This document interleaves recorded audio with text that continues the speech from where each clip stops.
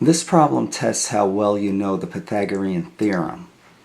Line segment OA forms a right triangle with angle OCA. The right triangle has a hypotenuse of line segment OA with sides of line segments OC and line segment AC. If you look at the right triangle shown, the length of its hypotenuse h is related to the lengths of its sides S1 and S2 through the Pythagorean theorem. H squared is equal to S1 squared plus S2 squared. So for triangle OAC, the length of line segment OA squared is equal to the length of line segment OC squared plus the length of line segment AC squared. Since the length of line segment AC is equal to the length of line segments AB plus the length of line segment BC, it's equal to 5. 1 plus 4 is 5. So the length of line segment OA squared is equal to the length of line segment OC squared plus 5 squared. Since line segment OB forms right triangle OBC, we can use the Pythagorean theorem again. Triangle OBC has line segment OB for its hypotenuse.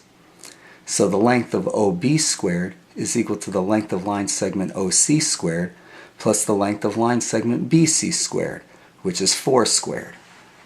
Likewise, the length of line segment OD forms the right triangle OCD, and the hypotenuse again is line segment OD.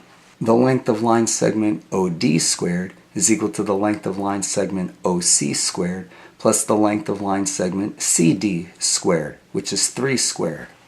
Finally, we see that line segment OE forms triangle OCE. Line segment OE is the hypotenuse of triangle OCE. Therefore, the length of line segment OE squared is equal to the length of line segment OC squared plus the length of line segment CE squared. Since the length of line segment CE consists of the lengths of line segments CD plus line segment DE, it's equal to 3 plus 3, and so the length of line segment CE is 6. Therefore, the length of line segment OE squared is equal to the length of line segment OC squared plus 6 squared.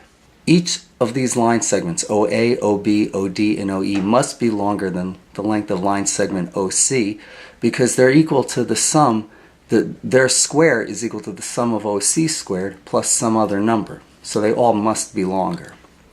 The length of line segment OE is longest because it is equal to the length, because its square is equal to the length of line segment OC squared plus some other number, and the number that's added to it is largest for line segment OE. Therefore, line segment OE is the longest.